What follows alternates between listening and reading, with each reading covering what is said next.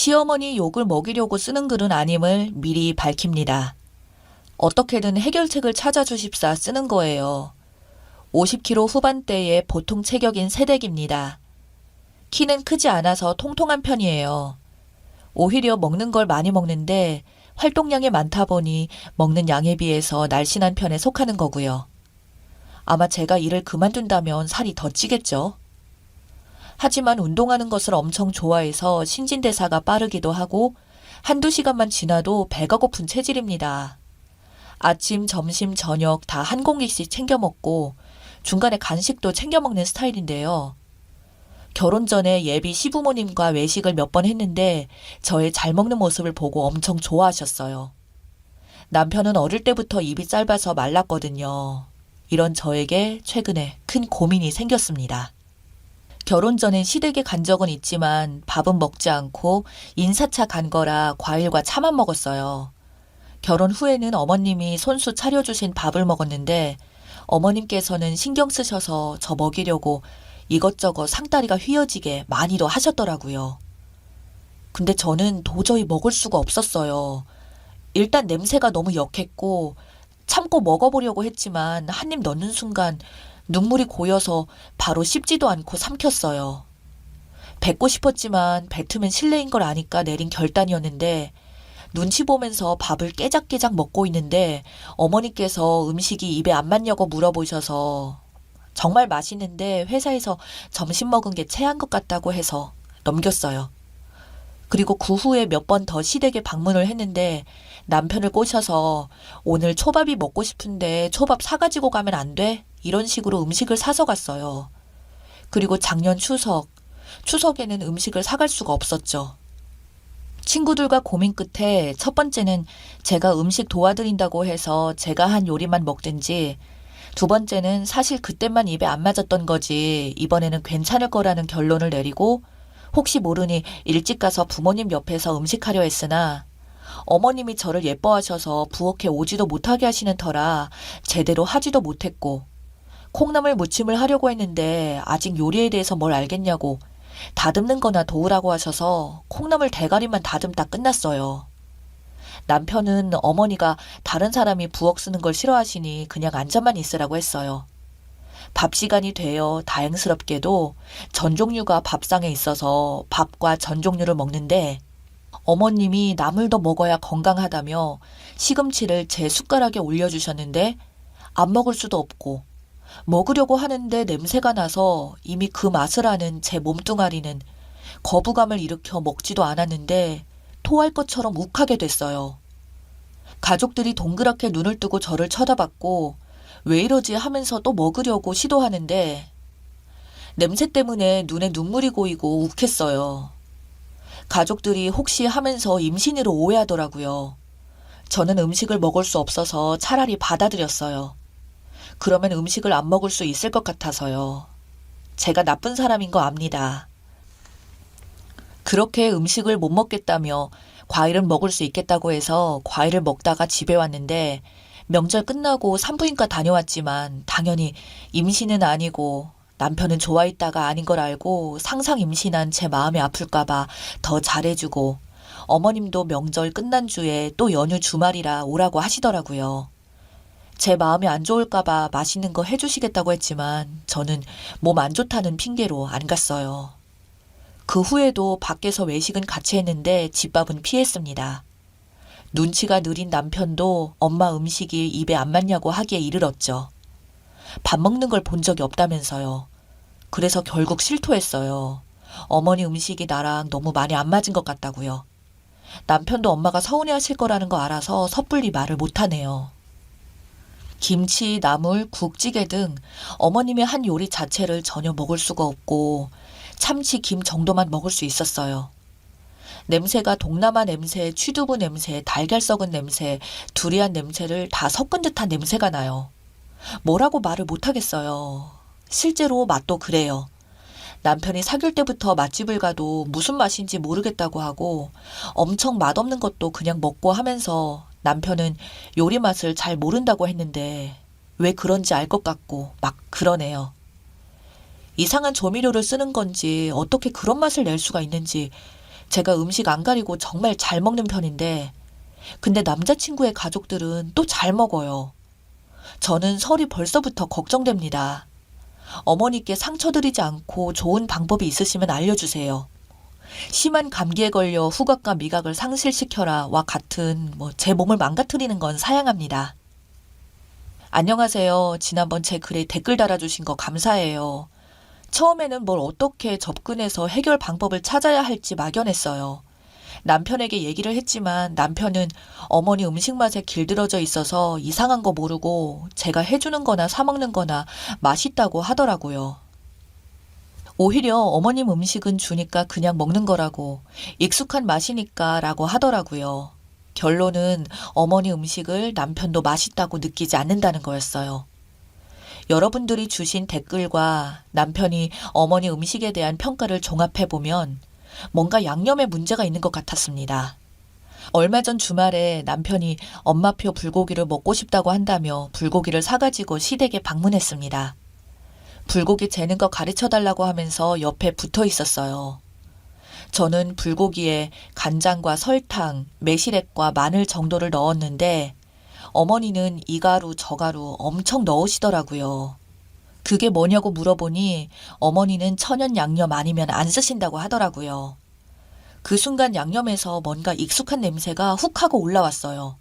어머니가 어떤 요리를 하던지 넣는다는 마법의 가루가 몸에 좋은 멸치, 새우, 버섯 이런 건데 거기서 그런 냄새가 나더라고요. 마치 상한 것 같은 꼬릿한 냄새, 아주 역한 냄새요. 이때다 하고 말씀드렸어요. 어머니 이거 상한 것 같아요 라고 하니 어머니가 냄새를 맡아보시는 거예요. 근데 난 아무 냄새 안 나는데 라고 하시는 겁니다. 어머니가 냄새를 잘 못 맡으시더라고요. 남편도 부르고 시아버님도 부르고 다른 식구들 다 와서 냄새 맡으시고 상했다고 말씀해 주셨어요. 어머니가 양념통을 가스레인지 가까이 놓고 쓰시고 식구들 먹인다고 일부러 천연으로 준비하시니 벌레들이 꼬이고 상한 듯 해요. 그리고 양념도 비율이 있기 마련인데 그걸 전부 섞어 놓았으니 냄새도 나고 제대로 맛을 못 낸 듯 하더라고요. 어머니는 그게 상한지도 모르시고 맛도 잘 못 느끼시고요. 아무튼 그날 불고기는 부족한 요리 솜씨지만 제가 간단하게 양념을 해서 먹었어요. 어머님 마음 다칠까봐 식구들은 맛있다는 소리는 안 했습니다. 남편만 집에 와서 그거 맛있더라 하더라고요. 어머니 모시고 병원에 다녀왔고 코 쪽에 문제가 발견되어서 치료받고 계시고요. 어머니 양념별로 따로 담으시라고 예쁜 양념통 사서 선물해드렸어요. 예쁘다고 좋아하세요. 본인 음식 그동안 먹어준 식구들에게 고맙다고 하시고요. 자연식 마니아이셔서 조미료 안 쓰실 테지만 이거 하나 먹어봐라 하고 주신 시금치 무침은 맛있더라고요. 소금하고 참기름, 마늘 통깨만 넣으셨대요. 여러분들 덕분에 현명하게 해결할 수 있었어요. 이렇게 글을 쓰지 않았다면 고민하면서 어찌할 바를 몰랐을 것 같아요. 앞으로도 결혼 생활에 궁금한 점이 있을 때 조언을 또 구하겠습니다. 모두 건강하시기 바랍니다. 정말 고맙습니다. 댓글입니다. 음식에 소금이나 간장 대신 이상한 건강조미료를 넣기 시작하면 맛이 역 같아지는데요. 골목 식당 보면 아시겠지만 정성껏 음식을 해도 양념을 궁합에 안 맞게 하고 간을 못 맞추면 정성 들인 쓰레기밖에 안 됩니다. 시어머니한테 대놓고 말하기 어렵다면 최대한 시댁에서 집밥 먹지 마세요. 아니면 님이 메인 요리를 하나 만들어 가시든가요. 친정에서 어머님 드시라고 고기 나눠주셨다고 하면서 갈비찜에서 가시거나 묵은지가 생겨서 해봤다며 묵은지 김치찜처럼 조리해서 시댁 가서는 데우기만 하면 먹을 수 있게요. 그리고 남편 입 짧은 게 시어머님 음식 탓일 겁니다. 어릴 때부터 하도 역하고 이상한 걸 먹이니까 애가 살려고 음식을 먹는 즐거움을 끊어버린 거죠. 이제라도 먹는 즐거움을 느낄 수 있게 옆에서 많이 도와주세요. 무슨 냄새가 나는 건지 이해가 안 가네요. 예전에 어떤 글에서 시어머니였나? 남자친구 엄마였나? 음식마다 전부 이상한 향신료 냄새나고 역해서 못 먹겠다고 했는데 알고 보니까 매번 손 씻고 핸드크림 바른 채로 요리한 거였음. 젓갈이나 조선간장인가 국간장으로 간을 하시나 보네. 겁나 구린데. 근데 나 육지 사람인데 바닷가에 있는 큰 집 가면 밥 못 먹음. 냄새 구려서. 시어머님 댁에서 국간장 정말 젓갈 냄새 같은 고약한 냄새가 나는데 집에서 그 냄새가 배어 있어요. 된장도 담아 드시는데 된장에서 구수한 냄새가 안 나고 동물 배설물 냄새가 나서 버렸어요. 시어머니는 그 냄새를 못 맡는 건지 아니면 본인이 정성 들여 만든 거라 냄새나도 참고 먹는 건지 모르겠어요. 시댁에 가면 진짜 알 수 없는 꼬리꼬리한 냄새가 나서 비위상해 죽겠어요. 완전 제 이야기인 줄. 주작 아니에요. 여러분, 저희 시어머니 음식도 똑같아요. 현실적인 거라면 음식 하실 때 옆에서 계속 봐요. 가라고 해도 남편이 어머님 음식을 먹고 싶어 하는 듯해서 배우려고 한다는 핑계 같은 거 대면서 끝까지 봐요. 정상적으로 재료를 썼는데 저럴 수가 없으니 대체 뭘 넣었나 봐요. 그게 뭔지 알아낸 다음에 저는 그거 잘 못 먹는다. 그걸 넣은 음식은 입에 맞지 않는다고 남편과 시어머니에게 솔직히 말해야 할 것 같아요.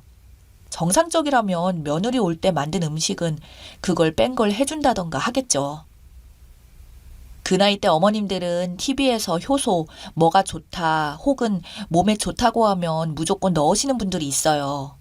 님이 말했을 때 남편의 반응은 어땠나요? 본인이 말하지 말고 남편에게 대신 전달하는 방법은 어떨까요? 아마 집에서 당연히 조선간장이나 장으로 요리해서 그러실 거예요. 우리 시댁도 파는 장은 안 쓰고 간장, 된장, 고추장 다 담가서 쓰시는데 맛이 익숙치 않아서 결혼 후에 고생 좀 했어요. 지금은 많이 익숙해졌지만 아직도 좀 싫은 냄새가 음식에서 날 때가 있어요. 양념의 원인이 있을 겁니다. 저는 시어머니 불고기만은 절대 못 먹어요. 뭘 넣으시는지 한번 여쭤봤더니 집에 있는 과일은 다 갈아 넣으시더라고요. 바나나 맛 불고기에 진짜 한번 욱해서 절대 손 안 대고 다른 찬으로 때웁니다. 외식만 하든지 방문 전에 밥 먹고 가세요. 시가에서 밥 먹는 것을 거절하세요. 배달 음식을 미리 주문해서 방문을 하시던가 하세요.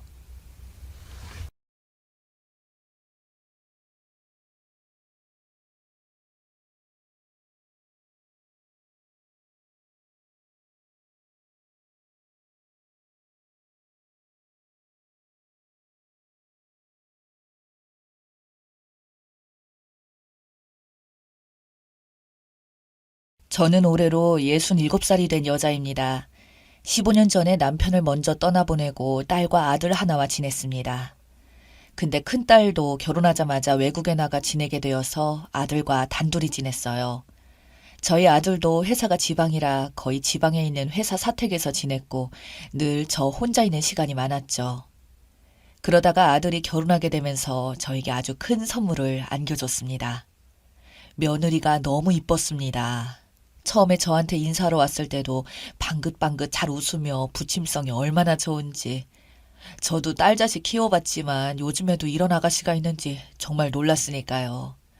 저희 딸은 올 때마다 시댁 불만을 말하고 툴툴거리는 게 참 많았었는데 그런 모습을 자주 봐서 그런지 이번에 예비 며느리를 만나면서 많이 조심스러웠거든요. 그런데 기우라는 표현이 딱 들어맞았어요. 제가 혼자 지내는 게 마음에 걸렸는지 결혼식 앞두고 많이 바빴을 텐데 저에게 자주 찾아와서 이야기도 많이 나누었어요. 그런 모습이 참 고마웠습니다. 우리 집 애들은 말도 별로 없고 다들 무뚝뚝했거든요. 신혼집도 제가 사는 곳 근처에 잡더니 오며 가며 자주 들리기도 하고 나중에 아이를 임신하고 나서는 제가 해주는 밥이 그렇게나 생각이 났다고 배고프다며 찾아오는데 너무 예뻤네요. 저렇게 예쁜 짓을 많이 하는데 어떤 시모가 미워하겠나요? 뭐 하나라도 더 주고 싶고 그런 게 사람 마음이죠. 같이 밖에 나가면 친딸이냐고 다들 물어봤으니까요. 저는 그때 아들에게 선물을 받았다고 생각했습니다. 그런데 어느 날부터 며느리가 연락도 뜸하고 자주 찾아오지도 않는 것 같더니 나중에는 아들이 이사를 해야 한다고 서울 근처로 집을 새로 알아보고 있다면서 갑자기 멀리 떠난다고 했습니다. 소식을 듣고 바로 다음날 며느리에게 연락해서 무슨 일로 이사하게 됐는지 물어봤는데 예전과는 많이 달라 보였습니다. 저와 있는 걸 불편해하는 것 같았어요. 말수도 확 줄어들고 예전처럼 잘 웃지도 않았어요. 저는 아들에게 연락해서 무슨 일이 있냐고 계속 물어봤지만 아들은 별일 아니라고만 하더니 너무 가까이 살아도 안 좋은 것 같다고 하더군요. 그 소리를 듣자마자 심장이 철렁했습니다. 불편해하는 게 맞는 것 같았어요.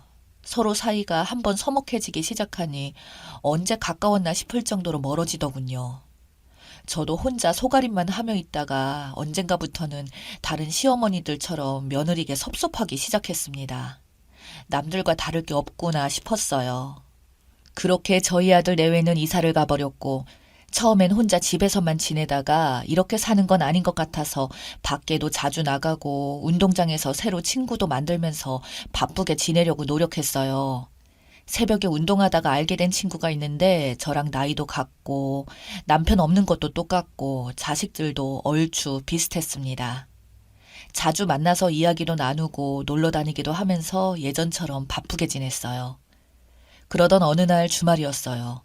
그날도 원래 그 친구와 만나기로 했었는데 갑자기 아들 내외가 찾아왔다고 안 된다고 하길래 알겠다고 하고는 집에 있었습니다. 근데 그 친구에게 전화가 왔어요. 다들 나가서 이제 좀 한가하다고 만나자고 해서 저도 나가봤습니다. 손주들이 너무 뛰어다니길 좋아해서 동네 근처에 있는 키즈 카페에 보냈다고 요즘 애들은 거기서 논다고 하더라고요. 저야 평생 그런 곳은 가본 적도 없고 들어본 적도 없어서 궁금하긴 했습니다. 놀이터 같은 곳을 카페 안에다가 만들어 놓고는 부모들은 좀 쉬고 아이들은 뛰어노는 곳이라며 그 덕분에 집이 좀 조용해졌다고 했습니다. 그때 갑자기 친구가 옆에서 전화를 받더니 알겠다고 거기로 가겠다고 하는 겁니다. 며느리에게 전화가 왔다고 애들 가방을 집에 놓고 와서 가져다 줘야겠다면서 저보고 할 일 없으면 같이 가자고 하길래 키즈카페라는 것이 뭐 하는 곳인가 궁금하기도 했고 나중에 저도 손주 데리고 갈 수도 있으니 같이 가보자고 했어요. 그렇게 친구 따라서 도착을 했습니다. 입구에 멀뚱하게 서서 기다리고 있었어요. 카페라고 해서 규모가 작은 줄 알았는데 엄청 크기도 하고 애들 좋아하는 건 다 있고 그 친구는 며느리 만나서 한참 동안 무슨 이야기를 하고 있었고 저는 이곳 저곳을 둘러보는데 그때 엄청 익숙해 보이는 뒷모습이 보였어요. 뒷모습이 영락없는 저희 아들이었습니다. 근데 같이 손잡고 있는 아이는 저희 손주가 아니었어요. 내가 다른 사람을 착각했나 싶어서 아니겠지 하고 나오려고 하는데 그 남자의 옆모습이 살짝 보였어요. 옆모습도 저희 아들이 맞았어요. 손으로 땀을 닦고 있는데 어떤 여자가 달려와서 제 아들 이마를 닦아주는 겁니다. 서로 마주보며 웃고 있더라고요. 곧바로 아들에게 달려가 물어보고 싶었지만 근처에 친구 아들 내외도 있던 상황이라서 정말 마지막 희망을 걸고 아들에게 전화를 걸어봤어요. 근데 땀을 닦고 있던 남자가 주머니에서 전화기를 꺼내받았습니다. 아들은 잠깐 마트에 나왔다고 주변이 시끄럽다고 하는데 전화기 너머로 들리는 소리는 아이들이 뛰노는 소리만 들려왔네요. 저는 더 이상 거기에 있을 수 없었어요. 건물 밖으로 서둘러 나왔습니다. 이게 무슨 일인가 싶었어요. 집에 돌아와 멍하니 거실에 앉아 있었어요. 내 아들이 저런다는 게 믿기 힘들었죠. 며느리에게 전화를 걸어보니 받지 않았고 문자를 보내봐도 답장이 없었어요. 혹시 며느리도 알고 있는 건가 걱정이 되었습니다. 다음날 저는 무작정 아들네 집으로 갔어요. 연락이 닿지 않으니 방법이 없어서요. 예전에 애들이 이사를 마치고 한번 가본 이후로 몇 달 만에 처음 가보는 길이었고 그렇게 도착해서 현관문을 두드렸습니다. 얼마 뒤 현관문이 열리더니 다행히 며느리가 집에 있었습니다. 혹시 친정에 갔나 걱정했거든요. 며느리는 저를 보자마자 깜짝 놀라더니 어쩐 일로 온 거냐며 물어보는데 그 표정을 보니 아들 일은 모르는 것 같았어요. 아이 돌보는 게 많이 힘들었는지 수척해진 모습이었고 제가 거실에 말없이 앉아있자 며느리가 커피랑 과자를 갖고 나왔어요. 근데 그 과자 봉지가 상당히 익숙했습니다. 예전에 제가 맛있다고 했던 그 과자는 며느리랑 커피를 자주 마셨는데 그때 저에게 알려준 과자였거든요. 그걸 보니 예전 생각도 나고 아들 모습도 같이 떠오르면서 갑자기 저도 모르게 울컥하며 눈물이 나는데 며느리는 깜짝 놀라며 저에게 달려왔습니다. 계속 저보고 무슨 일이 있으신 거냐고 물어보는데 저는 한참을 망설이다가 그냥 예전이 그립다고 며느리가 많이 보고 싶었다고 말했습니다.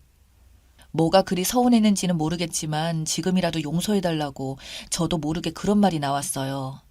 그러자 며느리가 펄쩍 뛰면서 어머님에게 서운한 일 전혀 없다고 어머님이 저에게 서운하시지 않느냐고 물어보더군요. 그래서 그건 또 무슨 소리냐고 물어봤어요. 그렇게 한참 동안 이야기하고 나서 알 수 있었네요. 입에 담기도 힘든 이야기지만 저희 아들이 저랑 며느리 사이에서 계속 이간질을 했던 것 같았어요. 저에게 와서는 며느리가 서운해한다고 말하고 며느리에게는 제가 서운해한다고 했더군요. 특히 제가 며느리 흉을 엄청 보고 있다고 그런 소리를 제 아들이 전해줬다고 합니다. 그것 때문에 며느리가 너무 충격을 받아서 하루아침에 서먹하게 돼버린 것 같고요. 정말 너무 기가 막혀서 할 말이 없었어요. 며느리는 자꾸 저보고 서운한 일이 있으면 직접 말씀해달라고 부탁하는데 무슨 말을 해야 할지 모르겠더군요. 아니라고 하면 제 아들이 이상한 사람이 될 것 같았으니까요. 아들이 중간에서 이간질을 하는 이유는 뻔했어요. 그때 본 동네의 여자랑 아내 몰래 만나려고 멀리 이사를 하려고 한 것 같았습니다. 그것 말고는 사이좋은 고부관계를 굳이 이간질할 이유가 없었으니까요. 그렇게 또 무거운 가슴을 안고 집에 와서 하루 종일 거실에 앉아 있었습니다. 생각하면 할수록 아들이 너무 괘씸했고 며느리가 불쌍했어요. 제가 중간에서 어찌해야 옳은 건지 너무 답답했습니다. 그리고 며칠 뒤 저희 아들에게 전화가 와선 저보고 뭐하러 며느리를 만나러 갔냐면서 그것 때문에 요즘 계속 짜증을 부린다고 다시는 며느리 만나지 말라고 하더군요. 이젠 그 말도 믿을 수 없었네요. 혼자 사는 어미를 이렇게 이간질까지 해서 떼어놔야 했는지 여자 하나 때문에 이런 기가 막힌 짓을 하고 있는 건지 너무 참담한 심정이었어요. 그래서 절대 용서하지 않기로 결심했습니다. 저는 그날부터 시간이 날 때마다 그때 갔던 키즈 카페를 갔습니다. 얼굴은 똑똑히 기억하고 있었거든요. 그걸 어찌 잊겠나요? 근데 아무리 계속 들려봐도 만날 수 없었고 도무지 그 여자를 찾을 방법이 없었어요. 서로 같이 있는 모습을 봐야 제가 나서서 혼을 내든 머리채를 잡아 뜯든 할 텐데 막막했습니다. 그러다 어느 날 저희 집에 며느리가 찾아왔더군요. 거의 1년 만에 온 것 같았어요. 근데 표정이 좋지 않아 보였어요. 오자마자 제 아들 이야기를 꺼내길래 듣자마자 알 수 있었어요. 떨어져 사는 저에게도 걸렸는데 한 입을 덮고 사는 사람을 어찌 속이겠나요. 제가 저번에 며느리를 찾아가서 이야기했던 날 그때 며느리도 이상하다고 느꼈다고 했어요. 왜 자꾸 시어머니를 만나러 가지 말라고 하는지. 그게 이상해서 저와 나눈 메시지를 몰래 보려고 하다가 그 여자 문자를 봤다면서 앞으로 어찌 지내면 좋겠냐고 제 앞에서 서럽게 울기 시작했습니다. 그 내연녀 사는 곳을 아느냐고 물어보니 며느리가 알고 있다고 하길래 곧바로 그 집으로 달려갔습니다. 역시나 저희 동네 근처에 살고 있더군요. 현관 벨을 누르고 문이 열리자마자 한바탕 난리를 쳤습니다. 며느리는 뒤에 있으라고 했어요. 내가 혼자 한다고 나서지 말라고 했습니다. 머리털을 다 뽑을 작정으로 잡고 흔들고 나중에는 경찰까지 와서 말리더군요. 그렇게 경찰서도 태어나서 처음 가봤네요. 벌금이든 뭐든 내가 받겠다고 했습니다. 알고 보니 저희 아들이 만나는 그 여자가 예전부터 알던 동네 친구라고 하더군요. 그 여자 남편은 직장이 지방에 있었고 자기 친정집 근처로 이사를 오게 되면서 저희 아들을 오랜만에 만났다고 했습니다. 며느리는 옆에서 계속 울길래 그냥 마음 가는 대로 하라고 이혼을 해야겠으면 해도 된다고 했습니다. 내가 자식을 잘못 키워서 미안하다고 나중에 볼 일이 있을지 모르겠지만 다시 한번 미안하다고 하고 왔습니다. 근데 며칠 뒤 저희 며느리가 찾아와서는 이번 한 번만 넘어가기로 했다고 저희 아들이 각서를 써서 줬다고 했습니다. 그래서 그 각서를 한번 보자고 했어요. 뭐라고 썼는지 확인하고 싶었거든요. 법에 대해 전혀 모르는 제가 봐도 너무 허술해 보였습니다. 앞으로 다시는 바람 피우지 않겠다는 짧은 내용을 적어놓고 그 아래 지장 하나 찍어놨더군요. 저는 그걸 들고 근처 변호사를 찾아갔습니다. 변호사도 그러더군요. 법적 효력이 전혀 없다고. 아무 소용없는 종이라고 하길래 그럼 어디 써야 하냐고 물어봤습니다. 최대한 구체적이고 자세하게 써야 한다고 그래야 나중에 효력이 있다고 하더군요. 바로 다음 날 아들과 며느리를 데리고 변호사를 찾아가서 다시 각서를 썼습니다. 다음에 바람을 피우면 아주 알거지가 될 정도로 조건들을 다 적어놨어요. 그게 제가 며느리에게 해줄 수 있는 전부였습니다. 이번 일로 당분간은 바람을 안 피울지 몰라도 사람이 쉽게 바뀌지는 않으니까요. 더 이상 저희 아들을 믿을 수 없었습니다. 그리고 그 내연녀는 결국 이혼당했다고 하더군요. 아들도 위자료를 물어줬다고 하고요. 내연녀에게 위자료는 잘 받았다고 합니다. 그 집 부모들에게 이번에 다 이사를 가버렸고 반면에 아들 내외는 다시 저희 동네 근처로 이번에 이사 왔어요. 아마 저 때문에 며느리가 그렇게 결정한 것 같았네요. 저와 며느리는 예전처럼 자주 만나서 지냅니다. 며느리는 괜찮다며 제 앞에서 방긋방긋 웃는데 볼 때마다 너무 미안하고 예전 같지가 않네요. 앞으로 얼마나 더 같이 지낼지 모르겠지만 함께 있는 동안이라도 더 잘해주려고 합니다.